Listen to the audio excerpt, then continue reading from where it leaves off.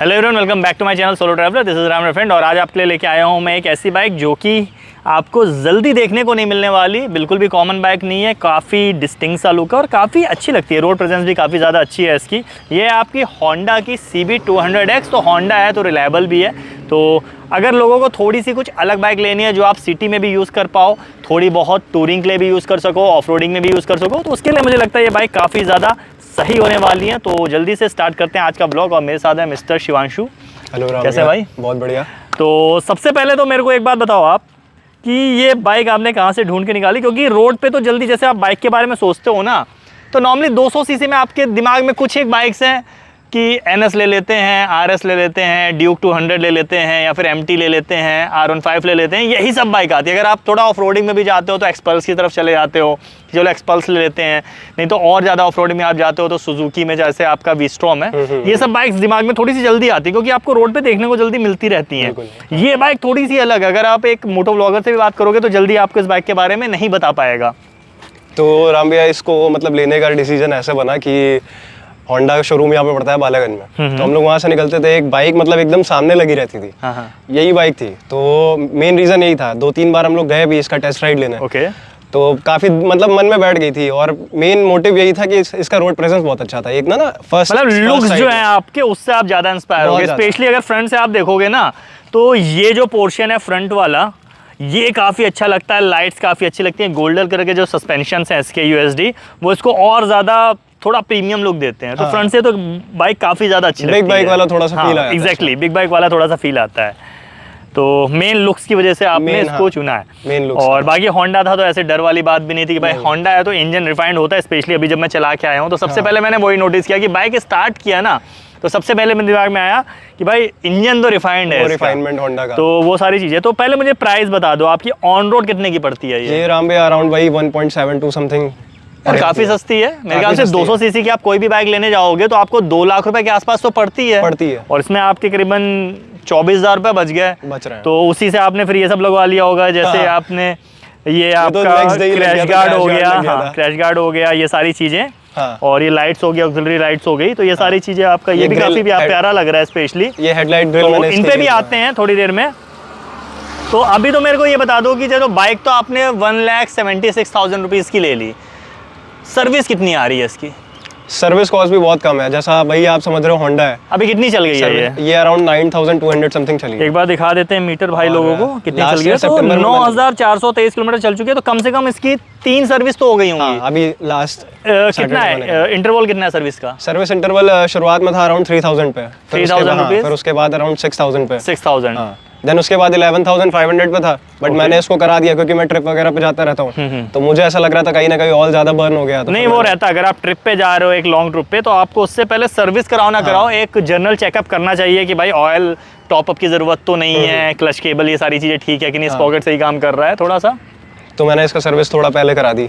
तो कितना ऑलमोस्ट कितना आ जाता है कॉस्ट सर्विस का? सर्विस कॉस्ट भी है बहुत ज़्यादा नहीं, अराउंड मान के चलिए आप अगर करा रहे हो, अगर आप मोटूल डला रहे हो तो थोड़ा सा एक्सटेंड कर सकते हो। अगर कंपनी पे करा रहे हो तो 1,000 रुपये 1,100 रुपये में हो जाता है। बहुत ज़्यादा मेरे ख्याल से 11-1200 रुपये देखा जाए तो वही आपका टिपिकली जो 200 सीसी की बाइक्स हैं उसके हिसाब से भी मेरे ख्याल से सस्ता ही है। अगर मुझे याद है NS का भी मैं अगर कराता हूँ, NS 200 है मेरे पास, खुद के पास भी है, तो वो भी मेरे ख्याल से 1400-1500 रुपये के आसपास आ जाता है। तो उस हिसाब से देखा जाए तो काफ़ी कॉस्ट जो है काफ़ी कम है इसकी।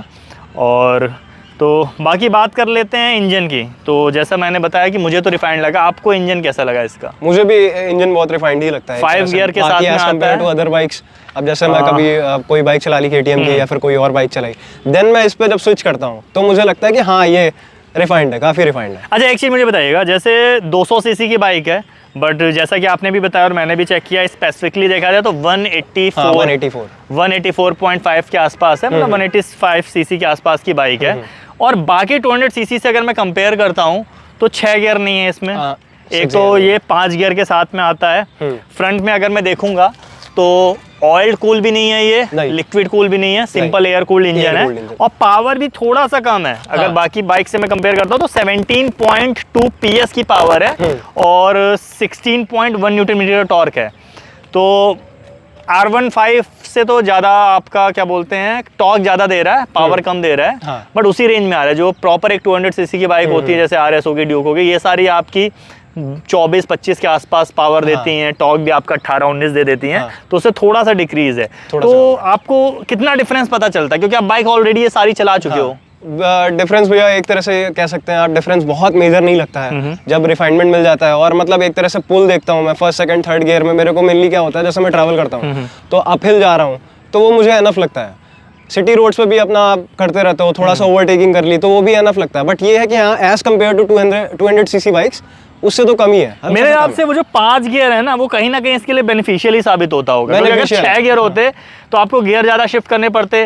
वो सेम 17.2 PS की पावर उन गियर्स में आप रेशियो में डिवाइड करते तो वो आपको पर गियर में पावर उतनी फील नहीं होती। 5 गियर की वजह से जैसे आपकी N250 है ना, 5 गियर आते हैं, तो 5 गियर के हिसाब से वो हर गियर में थोड़ी पावर फील होती होगी। ये रहता है। और वही है होंडा की बाइक 5 गियर, आप एवरेज निकालो तो 45 अराउंड दे देती है। कितना, हाँ, माइलेज कितना मिल रहा है? 45-46 का माइलेज मिल रहा है। अच्छा माइलेज मिल रहा है यार, उस हिसाब से तो मैंने कहा टूर में काफी मजा आता होगा आपका। भाई इंसान शॉक्ड हो जाता है ना वो बिग बाइक देख के, फिर मेरे से डायरेक्टली वो क्वेश्चन करता है कि माइलेज कितना है। सीट्स मेरे को स्पेशली राइडर वाली जो सीट है वो काफी ज्यादा कंफर्टेबल लग रही है। पिलियन वाली थोड़ी सी पतली है, ये अगर आप देखोगे तो काफी ज्यादा पतला है, तो पिलियन की सीट मुझे लगता है, आप मुझे बताओ आप पिलियन के साथ किए हो कभी टूर? पिलियन वाली सीट जो है वो अनकंफर्टेबल है, जेन्युइनली है कि अगर आप लॉन्ग कर रहे हो 100 किलोमीटर बाद भी अगर आप उतरा पिलियन तो कंप्लेन करेगा। हाँ, कंप्लेन। और राइडर सीट देखिए कंफर्टेबल है, बट जो बाइक का एक इशू था कि इनका सस्पेंशन जो था वो स्टिफर साइड पे था। जब मैंने लेने से पहले भी रिव्यूज चेक किए थे तो उसमें बाइक की जो कंप्लेंट्स थी वो ये थी कि सस्पेंशन स्टिफ है इनका। जो मैं यूज टू हो गया हूँ, थोड़े टाइम में वो इतना जो यूज टू हो रहता है कि आप बहुत ज्यादा फील नहीं होता है, बट शुरुआत में जर्क्स वगैरह जो हैं वो अच्छे खासे फील होते हैं। एडजस्टेबल है पीछे वाला मोनोशॉक सस्पेंशन? एडजस्टेबल मतलब मैनुअली है, आप वैसे ऐसे नहीं 5-4 स्टेप एडजस्ट कर सकते हो। वैसे नहीं, वो नहीं, वैसे नहीं है। तो सस्पेंशन आप एडजस्ट नहीं कर सकते हो। एंड फ्रंट में जो है वो नॉर्मली तो फ्रंट में एडजस्टेबल सस्पेंशन ज्यादातर बाइक्स में आते भी नहीं है, यूएसडी सस्पेंशन है। तो फ्रंट का सस्पेंशन ठीक है, फ्रंट बहुत अच्छा है। पीछे वाला थोड़ा सा आपको लग रहा है कि थोड़ा सा टाइट है, उसको अगर लूज करने वाला ऑप्शन होता तो ज्यादा पसंद आता, वो ज्यादा सही रहता। सीट हाइट एक बार देख लेते हैं। वैसे तो मेरी 6'2" हाइट है, तो मेरे हिसाब से तो मुझे लगता है ज्यादातर बाइक्स पे मेरे को कोई प्रॉब्लम नहीं होती। आपकी हाइट कितनी है? मेरी अराउंड 5'6" है। एक बार बैठोगे आप तो आप देख लो 5'6" हाइट है भाई की, और उस हिसाब से देखोगे तो ऑलमोस्ट पूरे पैर आ रहे हैं। अभी शूज़ नहीं पहने हुए हैं, स्लीपर्स में, बट अगर शूज़ पहनेंगे तो मुझे लगता है फ्लैट फुट आपके ऑलमोस्ट आ जाएंगे।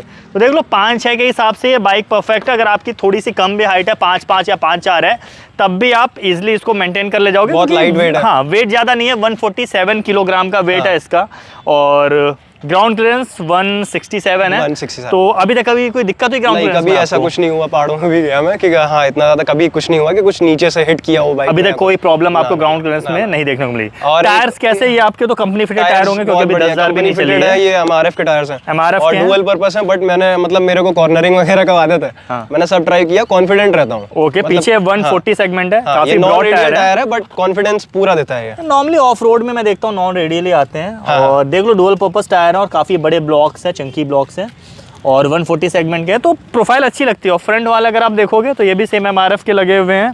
फ्रंट के कितने इंच का है? फ्रंट देखिए आप, ये आपका 17 इंच का है। तो 17 इंच के आगे पीछे, ऐसा कोई बड़ा टायर आगे नहीं दे रखा। और डिस्क प्लेट आगे single channel ABS, single channel ABS। तो पीछे वाले टायर में ABS नहीं है। आगे आपके 276 mm के डिस्क हैं, और पीछे आपके 220 mm के डिस्क हैं। ब्रेकिंग कैसी है? दिस बजट ब्रेकिंग मेरे को सही लगती है। निसन के कैलिपर्स वगैरह दिए हुए हैं, ब्रेक पैड्स वगैरह भी निसन यूज होता है, तो ब्रेकिंग में कभी कोई प्रॉब्लम नहीं हुई आपको? कोई इशू नहीं है, ब्रेकिंग बहुत बढ़िया है। बारिश में कैसी ब्रेकिंग है? बहुत बढ़िया, क्योंकि सबसे ज्यादा प्रॉब्लम आती है अगर तो बारिश में आती है। टायर की भी अगर देखा जाए, चाहे बाइक के टायर हो चाहे ब्रेक हो, बारिश में अगर आपको कॉन्फिडेंस आ रहा है तो फिर बाइक सक्सेस सही है, बिल्कुल सही है। अभी तक कोई प्रॉब्लम बारिश में आपको ऐसा नहीं आता है, ब्रेकिंग में कोई इशू नहीं लग रहा। बाकी हैंडल एक बार आप बैठोगे, एक बार जरा मैं इसका राइडिंग पोस्चर देख लूं। एक पैर ऊपर आप रख लेना जरा, तो देख लो भाई, ये राइडिंग पोस्चर है, बिल्कुल स्ट्रेट बैठा है भाई। तो मेरे ख्याल से शोल्डर पे या फिर आपके कलाइयों पे कहीं पे भी कोई प्रॉब्लम नहीं आने वाली। लॉन्ग रूट के लिए काफ़ी ज़्यादा कंफर्टेबल है, और हैंडल बार भी काफ़ी ज़्यादा है, मतलब ऑलमोस्ट ऊपर हाइट पे हैं। तो ये चीज़ काफ़ी सही है। हैंडल बार्स अपराइट है और गाड़ी फ्लिकेबल बहुत है।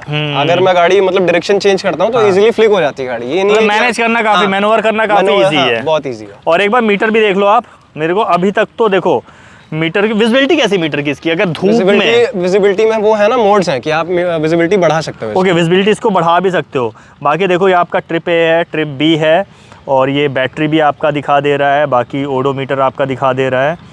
तो ये ट्रिप आप यहाँ से चेंज कर सकते हो। और विजिबिलिटी कैसे चेंज करते हैं? विजिबिलिटी शायद भैया इससे होती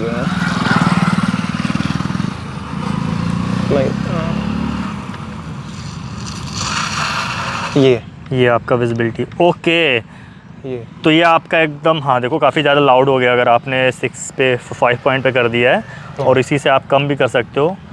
तो रात में चला रहे हो, हाँ, तो ये चीज़ काफ़ी अच्छी है यार। अभी आपने कितने पे कर रखी थी? 4 पे कर रखी थी शायद ना, ठीक है। तो ये देख लो आप, विजिबिलिटी भी काफ़ी अच्छी है और काफ़ी अच्छा सा मीटर दे रखा हुआ है। ब्लैक एंड वाइट मीटर है, कलर्ड होता तो काफ़ी ज़्यादा और अच्छा होता, बट आई थिंक इसके एडिशन अभी नया आया है कलर्ड मीटर के साथ में ना, कलर्ड वाला आया, NX200 आया, वो NX200 है। अच्छा, ये CB200X को NX200 बोल दे, क्योंकि और कोई ऐसा बॉडी में मेजर चेंज नहीं है, बस ये डीकल्स में आपका चेंज है थोड़ा सा, कलर डीकल्स में तो आप लोग किसी भी शॉप पे जाके चेंज करा सकते हो अपने हिसाब से।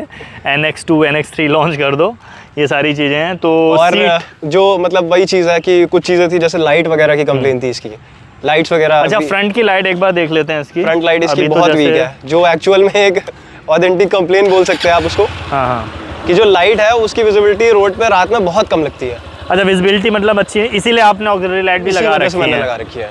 विजिबिलिटी है ही नहीं, ना के बराबर है बिल्कुल। ओके, तो ये कंप्लेन पता चली कि लाइट की विजिबिलिटी अच्छी नहीं है। अभी तक 2 प्रॉब्लम इस बाइक में देखने को मिली हैं, लाइट की विजिबिलिटी अच्छी नहीं है, और पीछे जो पिलियन वाली सीट है वो उतनी ज़्यादा कंफर्टेबल नहीं है, और पीछे के जो सस्पेंशन है वो भी थोड़े से हार्ड है। हाँ। इसके अलावा अच्छे पॉइंट्स काफ़ी ज़्यादा हैं, आपकी लुक काफ़ी ज़्यादा है। वैसे लुक तो सब्जेक्टिव होता है, बट हाँ, मुझे भी इसका लुक काफ़ी ज़्यादा पसंद आया। टायर्स अच्छे हैं, ग्रिपिंग अच्छी है, ब्रेकिंग अच्छी है, माइलेज आपको अच्छा मिल जाता है, रिलायबल इंजन मिल जाता है, और काफ़ी कॉस्ट इफेक्टिव बाइक मेरे को ये लगी। सिर्फ 11-1200 रुपये में आपकी सर्विस हो जाती है, और 2 लाख रुपये की भी नहीं है देखा जाए तो, अगर प्राइस वाइज देख लेते हैं तो। फ्यूल टैंक 12 लीटर का, और 40 का आपने बताया कि मिनिमम 40 का तो मिल ही जाता है। हाँ, एटलीस्ट वो मिल तो जाता है। 400 प्लस का आराम से मिल जा रहा है, 480 यानी 450 प्लस का आपको रेंज मिल जा रही है। काफ़ी अच्छी रेंज है। मुझे लगता है इंडिया में अगर आपको 300 प्लस भी रेंज मिल रही है तो आपको ज़्यादा परेशान होने की ज़रूरत नहीं है, क्योंकि उसके अंदर में आपको कहीं ना कहीं पे पेट्रोल टैंक मिल ही जाते हैं। तो ये सारी चीज़ें थी मेरे ख्याल से। अभी तक मैंने ऐसी कोई चीज़ मिस नहीं की है। टेल एक बार सेक्शन दिखा देते हैं लोगों को। तो ऐसा कुछ टेल सेक्शन इसका लग रहा है। पार्ट्स भी थोड़े प्रीमियम है। आप एलईडी इंडिकेटर्स आगे भी एलईडी इंडिकेटर्स थे, पीछे भी एलईडी इंडिकेटर्स, सारी लाइट्स आपकी एलईडी में है। इंटीग्रेटेड है इंडिकेटर्स, तो वो भी एक प्लस पॉइंट ही है इसका। हैंड गार्ड्स में इंटीग्रेटेड है। हाँ। ये आपके क्या company fitted hand guards? Company fitted है भाई साहब। तो देख लीजिए आप, कंपनी फिटेड आपको नक्कल गार्ड्स आते हैं, और इसके अंदर भी आपके इंडिकेटर यहाँ पे लगे हुए हैं। तो ये बिल्कुल नई चीज़ देखने को मिली है, और नॉर्मली मुझे नहीं लगता अभी तक 3-4 लाख रुपए में ऐसी कोई बाइक आती होगी जिसमें आपको नकल गार्ड्स कंपनी फिटेड आते होंगे विथ इंडिकेटर्स। तो ये चीज़ काफ़ी अच्छी। तभी मैंने कहा फ्रंट के इंडिकेटर्स आपको नहीं दिख रहे थे। तो भाई साहब ये तो काफ़ी अच्छा है। तो ओवरऑल मेरे को तो बाइक काफ़ी ज़्यादा पसंद है। आप लोग मुझे बताइएगा आपको कैसा लगा। और बाकी शिवांशु भाई के लिए थैंक यू कि उन्होंने इतना टाइम दिया, ताकि आप लोगों को पता चल सके कि भाई आपको भी अगर 2 लाख रुपए के बजट में कोई अच्छी बाइक लेनी है, और हेड टर्नर बाइक लेनी है, हेड टर्नर बाइक लेनी है कि रोड पे खड़ी हो तो लोग देख के जाएं, तो ये एक अच्छा ऑप्शन आपके लिए हो सकता है। बाकी अगर आपको और कोई क्वेश्चन है इस बाइक से रिलेटेड, क्योंकि क्वेश्चंस तो कभी खत्म नहीं होते हैं, तो भाई का इंस्टाग्राम हैंडल बता दीजिए। पिक्सोमंक है भाई, फोटोग्राफ्स भी बहुत अच्छी खींचते हैं। तो पिक्सोमंक है, वहाँ पे जाके आप, मैं मेंशन भी कर दूंगा नीचे, इनसे आप डायरेक्टली पूछ सकते हो कि भाई बाइक के बारे में और कोई इन्फॉर्मेशन। और इसी के साथ ही ब्लॉग इन करता हूँ। सोशल मीडिया हैंडल मेरे यहाँ डिस्प्ले हो रहा है, am.solotailor, वहाँ पे मेरे को आप फॉलो कर सकते हो। इसी के साथ ride hard ride safe, this is Ram signing off, keep being awesome.